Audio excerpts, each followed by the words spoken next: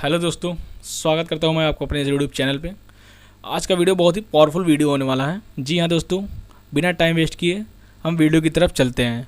तो वीडियो है financial planning कैसे करें। तो बिना टाइम वेस्ट किए मैं आपको कुछ पॉइंट्स शेयर करूँगा जो आपको ज़रूर से ज़रूर जानना चाहिए। क्या आप छोटी छोटी खर्चों पर ध्यान देते हैं? क्या आप भाव और मूल्य के बारे में, इन दोनों के बीच में फ़र्क जानते हैं? क्या आप अपने पैसों को संभाल कर रखते हैं? क्या आपके पास योजना है फाइनेंशियल प्लानिंग से रिलेटेड? क्या आप जानते हैं कब खर्च करना है, कब नहीं करना है?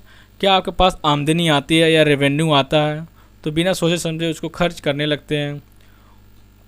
और सातवां पॉइंट क्या है, क्या आपको पता है कि आपका पैसा कहाँ से आ रहा है और कहाँ जा रहा है? आपका मंथली खर्च क्या है? कैसे अपने पैसों को आप संभाल कर रखते हैं? क्या ऑफिस में जो खर्च हो रहा है उसके बारे में आप जानते हैं या कितना खर्च हो रहा है? आपका बिल मंथली कितना आ रहा है, जैसे टीवी का बिल हो गया, मोबाइल का बिल हो गया, बिजली का बिल हो गया, ये सब आपके बारे आप जानते हैं या नहीं? मंथली आपका अर्निंग कितना है या रेवेन्यू कितना है? कितना पैसा आप टोटल कमा रहे हैं और कितना पैसा आप टोटल खर्च कर रहे हैं? आपके बाद इस पैसे को आप कैसे संभाल सकते हैं? तो बिना टाइम वेस्ट किए मैं आपको 4 प्रॉफिट बताऊंगा इस वीडियो से। आपको क्या क्या प्रॉफिट होने वाला है इस वीडियो के देखने के बाद आप फाइनेंशियल प्लानिंग कर पाएंगे, आप अपने कैश को मैनेज कर पाएंगे, वर्किंग कैपिटल की मदद से आप कैश फ्लो को भी मजबूत कर पाएंगे और खुद से फाइनेंशियल ऑडिट कर पाएंगे हर मंथ। आपकी फाइनेंशियल ऑडिट, बिजनेस ऑडिट की बात नहीं कर रहा, फाइनेंशियल ऑडिट आप कर पाएंगे। तो इस फ्रेमवर्क से मैं आपको 3 चीज़ें पूछना चाहूँगा कि आप जानते हैं पैसा कहाँ से आया और पैसा कहाँ खर्च होगा, और तीसरा जो है कि पैसे को कैसे हम बचाएंगे। जी हाँ दोस्तों, ये 3 पॉइंट है। पैसा कहाँ से आया, पैसा कहाँ खर्च होगा, पैसे को हम कैसे बचाएंगे, ये हम जानेंगे। तो सबसे पहला जो फ्रेमवर्क आता है फाइनेंशियल फ्रेमवर्क फॉर एजुकेशन में, तो सबसे पहले आप इसमें लिखिए right down your income source, यानी आपका इनकम कहाँ से आ रहा है। जैसे आप अगर जॉब करते हैं या ऑनर है बिजनेस के, तो आप यहाँ पे लिख लें पहले, दूसरे, तीसरे, चौथे पॉइंट में।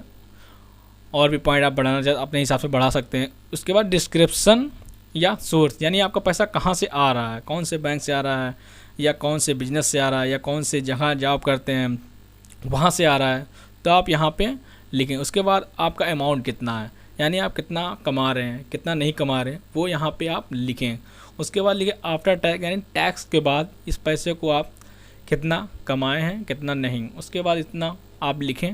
उसके बाद जो दूसरा है write down your personal bank details. जी हाँ दोस्तों, ये आपको लिखना पड़ेगा। बैंक नेम इसमें पहले लिखें, इसमें 4 पॉइंट हैं, आप पॉइंट बढ़ा सकते हैं। सबसे पहले बैंक नेम लिखें, उसके बाद आईएफएससी कोड, उसके बाद अकाउंट नेम जो जिस नाम से अकाउंट है, उसके बाद अकाउंट नंबर। इतना लिखने के बाद फिर आपको बनाना पड़ेगा मेक योर ओन बजट, यानी माई ओबी। सबसे पहले bank name, IFSC code, account name, उसके बाद मंथली बजट, यानी आपका पैसा कहाँ से आ रहा है वो आप जान गए। उसके बाद कौन से अकाउंट में आ रहा है वो जान के, उसके बाद अकाउंट नेम, आईएफएससी कोड और अकाउंट नंबर आप लिख के, पूरा बैंक नेम लिख के, उसके बाद मंथली बजट पहले निकाल लें। बहुत से लोग होते हैं कि पैसा खर्च करने के बाद बजट निकालते हैं, तो ऐसा गलती मत करिए। पहले आप बजट निकालिए, फिर उसके बाद खर्च करने की सोचिए। तो मंथली बजट आप जहाँ जहाँ से कमा रहे हैं तो यहाँ मंथली बजट आप पहले से ही लिख लें, ठीक। उसके बाद मंथली बजट हो गया। उसके बाद लिखिए right down your monthly daily expenses.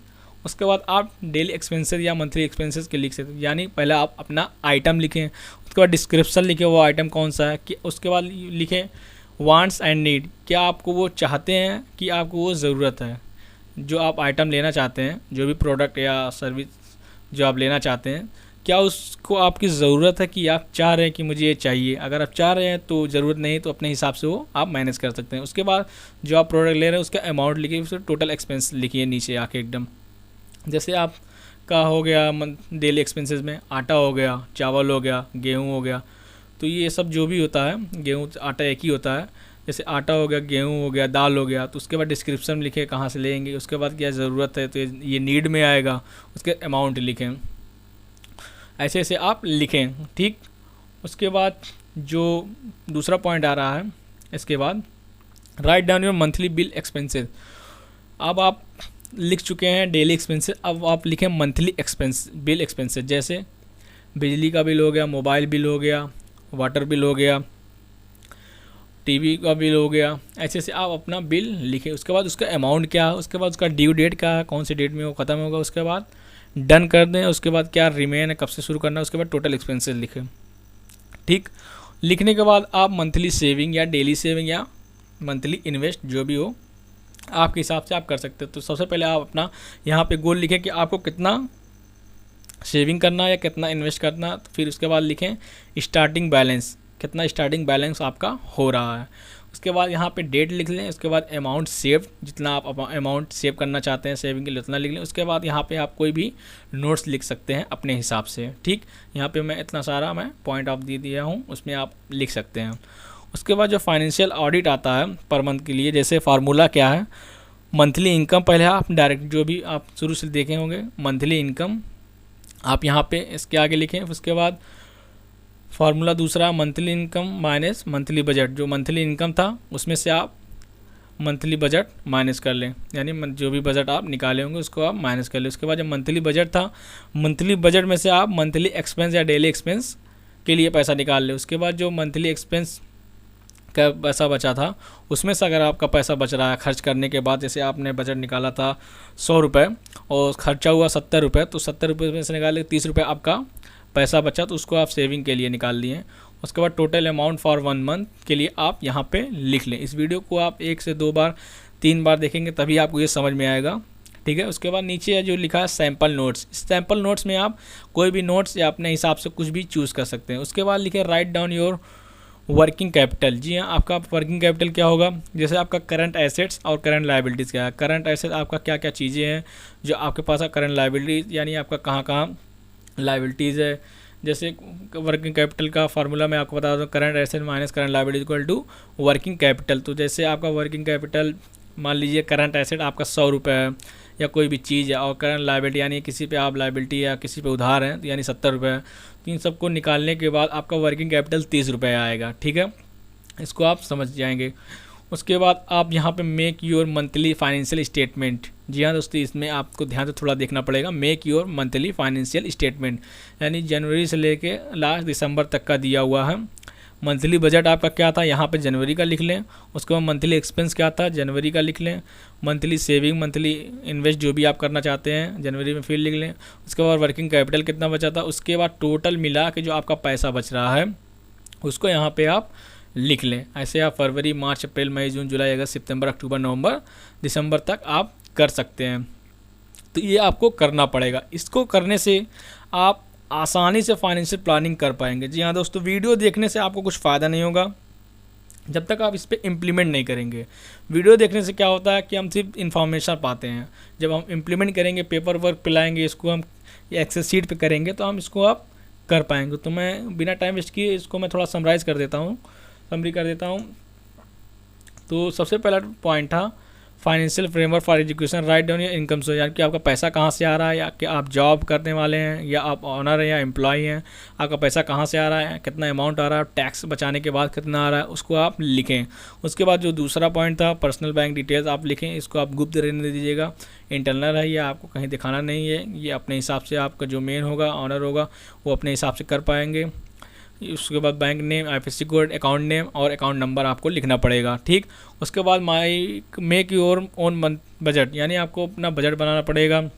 Salary कहाँ से आ रही है, सैलरी आ गई, अब उसके बाद बजट बनाना पड़ेगा। उसके बाद क्या करना पड़ेगा, क्या क्या हमको मंथली सेविंग करना है, डेली एक्सपेंस करना, आइटम्स क्या क्या, डिस्क्रिप्शन, वांट्स क्या आपको चाहिए, क्या आपको नहीं चाहिए, अमाउंट कितना है, उसको आप पूरा लिखें। ठीक, उसके बाद right down your monthly bills expenses, आप उतना लिखना पड़ेगा। ये आपको देखना पड़ेगा क्या क्या बिल है जो मैं आपको बताया हूँ। उसके बाद मंथली सेविंग के लिए मैं आपको दे दिया हूँ फ्रेमवर्क, इसमें आप लिख सकते हैं गोल क्या है, स्टार्टिंग बैलेंस क्या है। उसका financial framework for education, write down income source, जो भी मैं आपको बताया हूँ वही सब करना है। ठीक है गाइस, उसके बाद आपको फाइनेंशियल ऑडिट करना पड़ेगा, जो कि मैं फार्मूला दिया हुआ हूँ, आपको उसमें मिल जाएगा वीडियो में। मंथली इनकम क्या हुआ आप पहले आगे लिखें। उसके बाद मंथली इनकम के बाद मंथली में इनकम में से आप मंथली बजट निकालें। मंथली बजट में से मंथली एक्सपेंस का पैसा निकाल लें। उसके बाद मंथली एक्सपेंस में से जो भी पैसा बच रहा है आप उसमें से सेविंग कर लें। उसके बाद सैम्पल नोट्स लिख लें। उसके बाद करंट लायबिलिटीज़ आपकी क्या क्या है यहाँ पे लिख लें टोटल करके पूरा। उसके बाद करंट एसेट क्या क्या है टोटल करके पूरा लिख लें। उसके बाद करंट एसेट में से करंट लायबिलिटीज़ को आप माइनस करके आपका वर्किंग कैपिटल आ जाएगा कि कितना है। उसके बाद आप जान पाएंगे कि आपका हर मंथली बजट क्या बन रहा है, मंथली एक्सपेंस क्या हो रहा है, मंथली सेविंग क्या जा रही है, वर्किंग कैपिटल क्या रहा, टोटल अमाउंट क्या बच रहा है। इससे आपका माइंड खुलेगा। जब आप इसको थोड़ा कॉपी पे पेपर पे उतारेंगे तो आपका माइंड खुलेगा। इसको आप ज़रूर से ज़रूर ट्राई करिएगा। इस वीडियो को देखने से आपका इन्फॉर्मेशन लेने से फ़ायदा नहीं होगा। सिर्फ ये वीडियो आप अगर देखेंगे तो आपके लिए इंटरटेनमेंट रह जाएगा। इस वीडियो को अगर आप इम्प्लीमेंट करेंगे, अपने लाइफ में उतारेंगे, अपने डेली लाइफ में उतारेंगे, तो ये आपके लाइफ के नेक्स्ट लेवल आप ग्रोथ लेकर आएगा। वीडियो को देखने के लिए, लाइक करने के लिए, सब्सक्राइब करने के लिए, शेयर करने के लिए और बेल आइकन को दबाने के लिए, और आपका कोई भी क्वेश्चन हो कमेंट बॉक्स में पूछने के लिए आपका दिल से बहुत बहुत धन्यवाद।